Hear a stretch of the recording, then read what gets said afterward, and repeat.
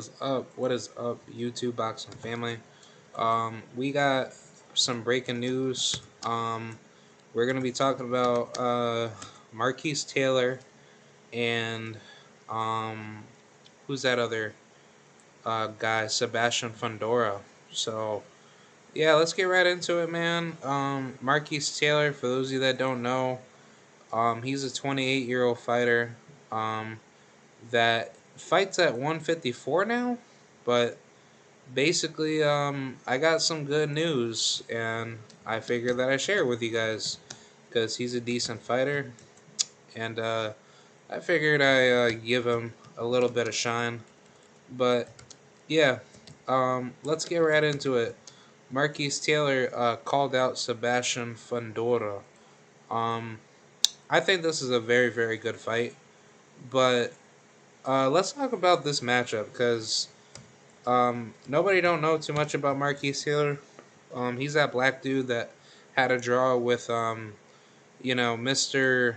Paul Kroll uh, not too long ago, and I believe Paul Kroll he's actually coming back into the ring soon. I think in November, if I'm not mistaken. But it's gonna be interesting to see where Paul Kroll goes. I definitely want to see more activity from him, but I think we'll probably see more out of him sometime soon. But Marquis Taylor, he's a 13-1 fighter. He has two draws.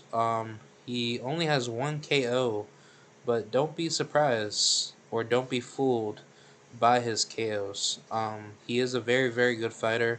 He has a lot of great technical ability, and I think a lot of people don't give him enough credit because they think he's not that good of a fighter, but I think he is.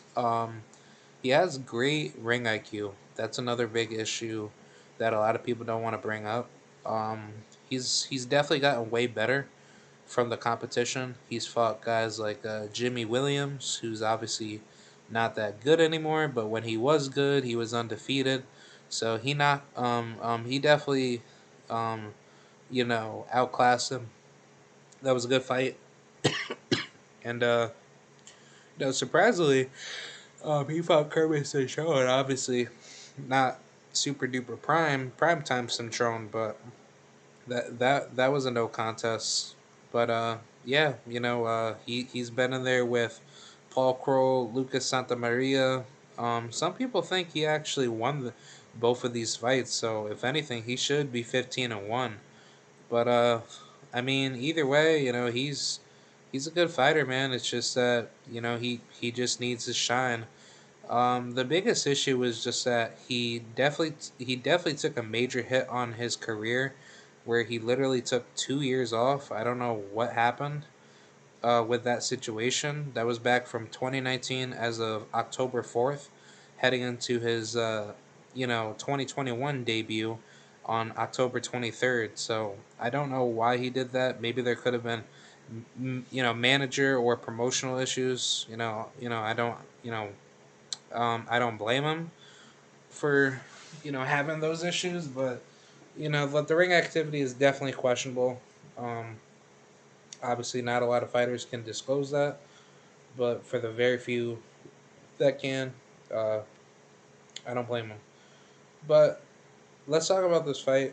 I think him and Sebastian Fundora is a very, very good fight. I think the issue with this fight is that when you look at the styles, Marquis Taylor, he's 6'1" with a 76, and a half inch arm reach.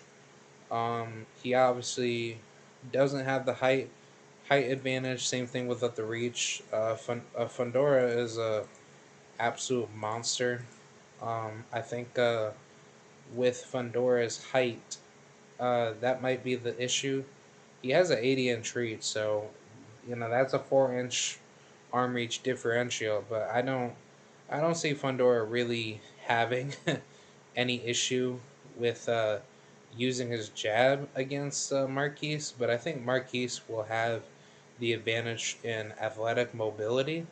And I think if he uses that in the fight, he could very well beat Fundora off of points. But I think Fundora is gonna have the biggest challenge with his ring IQ. I think that's the biggest issue between him and Fundora, is whose ring IQ going to win the fight.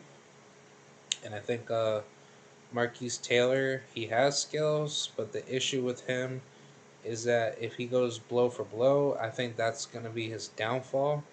But I don't know. I think Fundora, he might lose a fight with a guy like him, because Taylor, he has good punching power, but Fundora's punching power is power that's accumulative. So the only way he's ever successful is just landing the right shot, and then that's how he wins. So I don't know if that's something that I can definitely, think it's going to be a good fight. But I think Fundora, he could get the job done, but it's not going to be easy. Marquis Taylor is a very difficult fight for anybody, especially for a pure boxer versus a bona fide volume power puncher. But I just basically call Fundora just the tall giraffe that has like minimal power. No disrespect. It's just that's just how I use Fundora's height and reach. He's like a giraffe. If he was like built like an actual like hippopotamus, he was like a really big destructive fighter. I think he should be fighting at like what super middleweight or at least light heavyweight. Like he's definitely big enough for that division.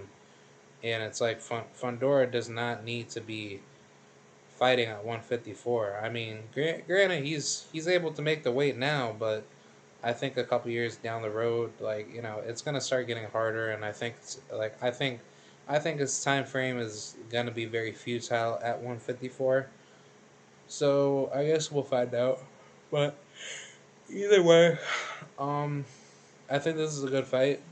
This definitely is a making of you know this is a making of a good matchup, and I think when you look at it, like the fight is definitely a good style matchup.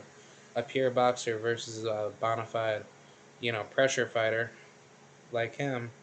But I think Marquis Taylor, he might bite off more than he could chew, and I think it's gonna be a very very good fight. Like I think this is a good fight somewhere down the road. Maybe they can definitely mix it up one day, and that's a pretty good matchup. I figured that I'd talk about this matchup for those of you that want to, you know, make make some controversy. But if you guys want to, let me know how you see this matchup, please let me know down in the comments section below. And yeah, man, I will see you guys soon. So peace out. Thank you guys for watching, and let me know who do you think wins this fight. All right, see you guys. Bye.